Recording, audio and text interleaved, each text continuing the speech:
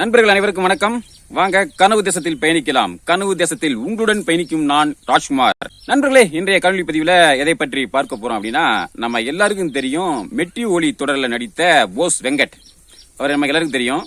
அவர் அண்ணன் சீமான் கூட தவம் அப்படிங்கிற படத்துல நடிச்சிருப்பாங்க. அவர் குமுதம் வலையில ஒரு நேர்காணல் கொடுத்திருக்காங்க. அதாவது கிட்டத்தட்ட ஒரு 32 நிமிடங்கள் கொண்ட அந்த நேர்காணல். அந்த நேர்காணல நீங்க பாருங்க. அதாவது முதல் 24 நிமிடங்கள் ஒதுக்கிடுங்க. அதன் பிறகு 7 நிமிடங்கள் விஜயனுடைய அரசியலை பற்றி கேள்வி கேட்டிருப்பாங்க. நெறியாளர் அந்த கேள்வி வைக்கிறாங்க. அதாவது விஜயனுடைய அரசியல் எதிர்காலம் எப்படி இருக்கும், விஜய் 26ல முதல்வர் ஆவாரா அப்படிங்கிற கேள்வி முன்னிறுத்தி இந்த மாதிரி கேள்வி கேட்டிருப்பாங்க. அதற்கு போஸ் வெங்கட் அவர்கள் கொடுத்த அந்த பதில், அந்த கருத்து அப்படிங்கிறது ரொம்ப யதார்த்தமா உண்மை கலல் நிலவரத்தை உணர்த்தக்கூடியதா இருந்தது. நல்லா முடிஞ்ச வரைக்கும் அவசியம் அதை பாருங்க. இதுல ஏன் இதை பார்க்கணும் அப்படின்னா, அந்த ஒரு நேர்காணல்ல அந்த ஒரு 7 நிமிடத்துக்குள்ள போஸ் வெங்கட் அவர்கள் நாம் தமிழ் கட்சியை பற்றியும் சீமானை பற்றியும் அதனுடைய வளர்ச்சியை பற்றியும் சில கருத்துக்களை இதுல சொல்லியிருப்பாங்க.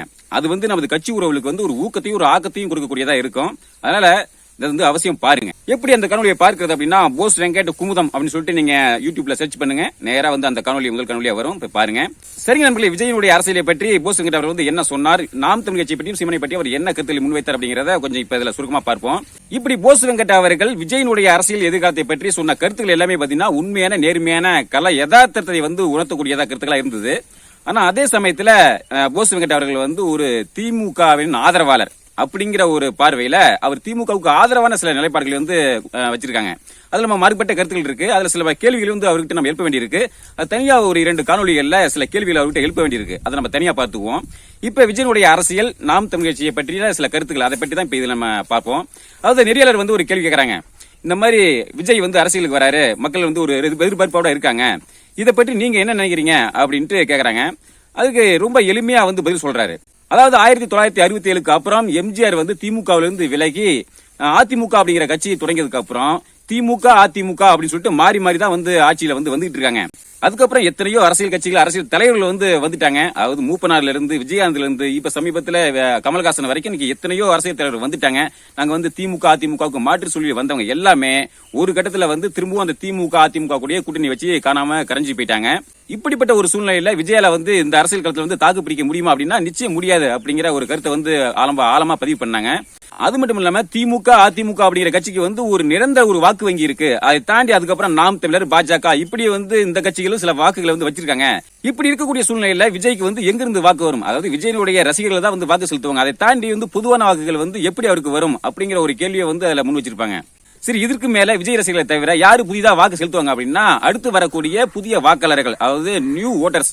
பொதுவா அந்த நியூ ஓட்டர்ஸ் அப்படிங்கிறவங்க 18 வயசுல இருந்து 21 வயசா தான் இருப்பாங்க. அதுதான் அவங்களுடைய இலக்கா இருக்கும். அப்ப இந்த மாதிரி இருக்கக்கூடிய சூழ்நிலையில அவங்க 14, 15 வயதுல இருக்கும்போது அவங்க படிக்கும்போது இந்த திமுக அரசு அவங்களுக்கு சில நலத்திட்ட உதவிகள், உதவித்தொகைகள், ஊக்கத்தொகைகள் இந்த மாதிரிலாம் கொடுத்து அவங்களுடைய கல்வி வளர்ச்சிக்கும் அவங்களுடைய வேலை வாய்ப்புக்கும் அவங்க உதவி இருப்பாங்க. ஏதோ ஒரு வகையில உதவி இருப்பாங்க. அப்படி இருக்கும்போது அவங்க 18 வயது நிறைந்த ஒரு நிலையில அவங்க ஓட்டு போடும்போது அவங்க என்ன நினைப்பாங்க? ஒரு நன்றி கடனா நமக்கு இந்த மாதிரி 500, 1000 காசு கொடுத்தாங்கப்பா, நமக்கு உதவித்தொகை கொடுத்தாங்க, ஊக்கத்தொகை கொடுத்தாங்க, ஒரு 7% கூட இடஒதுக்கீடு கொடுத்தாங்க, 3% இடஒதுக்கீடு கொடுத்தாங்க, அப்ப நம்ம அவங்களுக்கே திமுகவுக்கே வாக்கு செலுத்துவோம் அப்படிங்கிற ஒரு மனநிலை தான் இந்த இளைஞர்கள் இருப்பாங்க அப்படிங்கிற மாதிரி ஒரு கருத்தை பதிவு பண்றாரு. இந்த இடத்துல எனக்கு இந்த போஸ் வெங்கட் அவர்களுடைய கருத்துல எனக்கு முரண்பாடு இருக்கு. ஏன்னா இன்னைக்கு இளைஞர்கள் பெரும்பாலும் இன்னைக்கு ஆதரிக்கக்கூடிய ஒரு கட்சி, ஆதரிக்கக்கூடிய ஒரு அரசியல் தலைவர் அப்படி யாரு அப்படின்னா அண்ணன் சீமான் அவர்கள் தான்.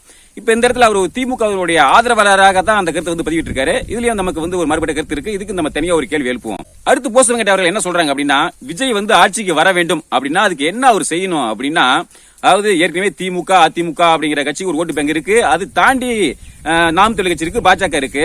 அது மட்டும் இல்லாம 2 சாதி கட்சிகளும் இருக்கு. அவங்க நிறைய வாக்கு வங்கிகளை வச்சிருக்காங்க. அப்ப ஜாதிக்கு ஓட்டு போடுறவங்க அவங்களுக்கு தான் ஓட்டு போடுவாங்க. இந்த திமுக அதிமுக மற்ற கட்சிகளுக்கு ஓட்டு போடுறவங்க அந்த கட்சிக்கு தான் ஓட்டு போடுவாங்க. இப்படி திமுக அதிமுக இன்னும் மற்ற கட்சிகள் தனக்கு ஆதரவா வரணும் அப்படின்னா அதுக்கு விஜய் அவர்கள் ஏதாவது பெருசா ஏதாவது செய்யணும். அதாவது விசித்திரமா இந்த திராவிட கட்சிகள் இது வரைக்கும் ஏதாவது சொல்லாததை ஏதாவது செய்யாத அவர் செஞ்சாருன்னா அதுக்கு வாய்ப்பு இருக்கு.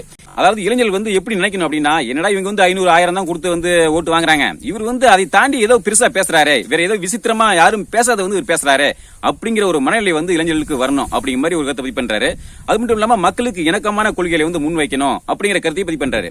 இப்ப இதெல்லாம் நம்ம கேட்கும் போது நமக்கு இயல்பாவே நம்ம மனசுல ஒரு எண்ணம் வரும். இப்ப இதையெல்லாம் அந்த போஸ் வெங்கட் அவர்கள் சொன்ன அந்த கருத்தின்படி இன்னைக்கு இருக்கக்கூடிய ஒரு அரசியல் தலைவர் யார் இருக்காரு அப்படின்னா அது நம்ம அண்ணன் சீமான் அவர்கள் தான். இன்னைக்கு தமிழ்நாட்டிலும் சரி இந்தியாவிலும் சரி இன்னைக்கு மற்ற அரசியல் தலைவர்கள் வெறும் மக்களுக்கான அரசியல் மட்டும் தான் இன்னைக்கு பேசுறாங்க. அதையும் கூட இன்னைக்கு முழுமையா பேசுறது கிடையாது. இப்படி இருக்கக்கூடிய சூழ்நிலை மட்டும்தான் அண்ணன் சீமான் அவர்கள் வெறும் மக்களுக்கான அரசியல் மட்டும் பேசாம அனைத்து உயிர்களுக்குமான அரசியலை பேசக்கூடிய ஒரு தலைவரா இருக்காங்க. அது மட்டும் இல்லாம இயற்கை வளம், காட்டு வளம், கனிம வளம், நீர், மலை, மரம், காடு, மலை இப்படி அனைத்து விடயங்களையும் பேசக்கூடிய ஒரு தலைவரா இருக்காரு. அது மட்டும் இல்லாம காக்கை, சிட்டு, குருவி, ஏன் தேனீக்கு கூட, மண்புழுக்கு கூட இன்னைக்கு அரசியல் பேசக்கூடிய ஒரு தலைவரா இருக்காங்க. இதையெல்லாம் பார்த்த இளைஞர்கள் தான் ஏன்டா வேற எந்த ஒரு அரசியல் தலைவரும் பேசாத ஒரு அரசியல் வந்து ஒரு முன் வைக்கிறாரு அப்படிங்கிற மாதிரி இன்னைக்கு சீமான் பால் ஈர்க்கப்பட்டு இன்னைக்கு நிறைய பேர் போறாங்க. அது மட்டும் இல்லாம இன்னைக்கு எந்த அரசியல்வாதி அரசியல்னா என்ன அப்படிங்கறத மக்களுக்கு வந்து கற்பிச்சிருக்காங்க. ஆனா சீமான் அவர்கள் மட்டும்தான் அரசியல்னா என்ன, அரசியல் எவ்வளவு தேவை, எவ்வளவு முக்கியம், எவ்வளவு அவசியம் அப்படிங்கறத இன்னைக்கு மக்கள்கிட்டையும் சரி இளைஞர்களையும் சரி இன்னைக்கு வலியுறுத்தி பேசிட்டு வந்துட்டு இருக்காங்க. அந்த வகையில இன்னைக்கு சீமான் அவர்களை வந்து ஒரு விசித்திரமான ஒரு அரசியல்வாதியை தான் பாக்குறாங்க. அரசியல் ஆசானாக தான் இன்னைக்கு நாம் தமிழர் கட்சியில பயணிக்கிறவங்க வந்து பாக்குறாங்க. அப்ப இந்த மாதிரி விஜய் அவர்கள் வந்து ஏதாவது செய்தால்தான் இளைஞர்களும் சரி மக்களும் சரி வந்து விஜய் வந்து ஆதரிப்பாங்க. ஆனா இருக்கக்கூடிய கால சூழ்நிலை என்ன அப்படின்னா இன்னைக்கு சீமான் அவர்களை பேசியை தாண்டி வேற யாராலும் பேச முடியாது. இன்னைக்கு என்னென்னலாம் பேசணுமோ எல்லாத்தையும் வந்து சீமான் அவர்கள் பேசிட்டாங்க. இதை தாண்டி வேற எந்த ஒரு அரசியல்வாதிகளையும் பேச முடியாது அப்படிங்கிற மாதிரி தான் இன்னைக்கு சூழ்நிலை இருக்கு. அப்ப இதை தாண்டி விஜய் அவர்கள் வந்து என்ன பேசிடுவாங்க அப்படிங்கறதா எனக்கு தனிப்பட்ட கருத்தா இருக்கு. அது மட்டும் இல்லாம விஜய் அவர்கள் முதல்வராக ஆகணும் அப்படின்னா தொடர்ந்து அரசியல் களத்துல பயணிக்கணும். அதாவது குறைந்தது ஒரு 4 தேர்தலையாவது வந்து சந்திக்கணும். அதாவது தனிச்சு நிக்கணும். அந்த மாதிரி செய்தால் வந்து இது வாய்ப்பு இருக்கு அப்படிங்கிற மாதிரி ஒரு கருத்தை பதிவு பண்றாங்க. இப்படி போசுவங்களுடைய இந்த கருத்தை எடுத்துக்கிட்டாலும் அதற்கு பொருத்தமானவராக யார் இருக்காருன்னா அண்ணன் சீமான் அவர்கள் தான். ஏன்னா நீங்க கட்சி தொடங்கி 15 வருடங்களாக தனித்து வந்து அரசியல் களத்துல பயணிச்சுட்டு இருக்காங்க. அது மட்டும் இல்லாம தனித்து தான் களத்துல நின்றுட்டு இருக்காங்க. இந்த இடத்துல போஸ் வெங்கட் வந்து சீமானை பற்றி ஒரு வார்த்தை குறிப்பிடுறாங்க. அதாவது சீமானுடைய கருத்துக்களை வந்து நான் ஏற்கல அதை வந்து தாண்டி வந்து தனித்து வந்து களத்துல நிற்கிறாரு. அதாவது ஓட்டுக்கு காசு கொடுக்காம இன்னைக்கு மக்கள் மனசை வந்து வென்றுகிட்டு இருக்காரு அப்படிங்கிற வார்த்தையை வந்து இதுல குறிப்பிட்டிருப்பாங்க. அதுல முக்கியமா இன்னொரு வார்த்தை குறிப்பிட்டிருப்பாங்க. அதாவது இன்னைக்கு தனித்து நிற்கக்கூடிய பவர் அப்படிங்கிறது சீமானுக்கு தான் இருக்கு அப்படிங்கிற மாதிரி சொல்லியிருப்பாங்க. அடுத்து முக்கியமா இன்னொரு கருத்து பதிவு பண்ணியிருப்பாங்க. அது விஜய் அவர்கள் வந்து தொடர்ந்து இந்த மாதிரி களத்துல நிக்கணும், அதாவது கொள்கையை வந்து முன்வைக்கணும். அது மட்டும் இல்லாம நீங்க வந்து வேற எந்த கட்சியோட கூட்டணிக்கு போயிட்டா அதுக்கப்புறம் வந்து நண்பகத்தன்மை வந்து இழந்துருவாரு. அது தனிச்சு வந்து களத்துல நிக்கணும். அதாவது இளைஞர்கள் என்ன நினைக்கணும் அப்படின்னா எனக்காக நிக்கிறான், எனக்காக உறுதியா வந்து போராடுவான் அப்படிங்கிற எண்ணத்தை வந்து இளைஞர்கள் பத்தியில விதைக்கணும் அப்படி மாதிரி சொல்லி இருப்பாங்க. இன்னைக்கு அதை செய்யக்கூடியது யாரு அப்படின்னா அண்ணன் சீமான் அவர்கள் மட்டும்தான். இதை அதுல கடைசியா அதுல இருந்து பதிவு பண்ணிருப்பாங்க. இன்னைக்கு நாம் தமிழர் கட்சியில நிக்கிறவன் எல்லாமே இன்னைக்கு அந்த ஒரு மனநிலையில தான் நிக்கிறான். அந்த எண்ணத்தை வந்து விஜய் அவர்களால் ஏற்படுத்த முடியுமா அப்படிங்கிற ஒரு கேள்வி வந்து எழுப்பியிருப்பாங்க. இதுல கடைசியா சொன்ன ஒரு கருத்து தான் ரொம்ப ரொம்ப முக்கியமான கருத்து. அதாவது இன்னைக்கு தமிழக அரசியல்ல வெற்றி பெறணும், முதல்வராக ஆகணும் அப்படின்னா அரசியல் களத்துல வந்து தொடர்ந்து பயணிக்கணும், தனிச்சு நிக்கணும். இந்த மாதிரி தனிச்சு நிக்கிற ஒருத்தனாலதான் இந்த வந்து சீட்டை வந்து பிடிக்க முடியும் அப்படிங்கிற மாதிரி ஒரு வார்த்தையை வந்து சொல்லி இருந்திருப்பாங்க. இதுதான் நான் சீமான் அவர்கள் வந்து தொடர்ந்து வந்து சொல்லிட்டே வந்துட்டு இருப்பாங்க. நான் வந்து எந்த கட்சி கூடனும் கூட்டணி கிடையாது. இந்த திமுக, அதிமுக, தேசிய கட்சிகள் கூட கூட்டணி கிடையாது. அது என்ன சொல்லுவாங்க அப்படின்னா எனது கொள்கையை ஏற்று எனது கூட வந்து கூட்டணிக்கு வந்தா நாங்க வந்து ஏத்துக்குவோம், நான் வந்து யாருடனும் கூட்டணிக்கு போக மாட்டோம் அப்படிங்கிற கருத்தை வந்து அடிக்கடி சொல்லிட்டு வந்துட்டு இருப்பாங்க. அந்த வகையில போஸ் வெங்கட் அவர்கள் சொல்லக்கூடிய கருத்து அப்படிங்கிறது நாம் தமிழ் கட்சியும் சீமானுக்கு தான் ரொம்ப பொருத்தமா இருக்கு. அப்ப இப்படிப்பட்ட ஒரு அரசியல் கட்சியும் அரசியல் தலைவனையும் வந்து மக்கள்கிட்ட கொண்டு போய் சேர்க்க வேண்டியது வந்து நமது கட்சியில் பயணிக்கக்கூடிய அனைத்து உறவுகளுடைய ஒரு பொறுப்பும் கடமையா இருக்குது. அதெல்லாம் நிச்சயம் இதை வரும் நாட்களில் செய்வோம். சரி நண்பர்களே, இந்த தகவலை உங்களோட பகிர்ந்து கொள்ளதான் இந்த காணொலி. மீண்டும் அடுத்த ஒரு காணொலியில் சந்திப்போம். நன்றி, வணக்கம்.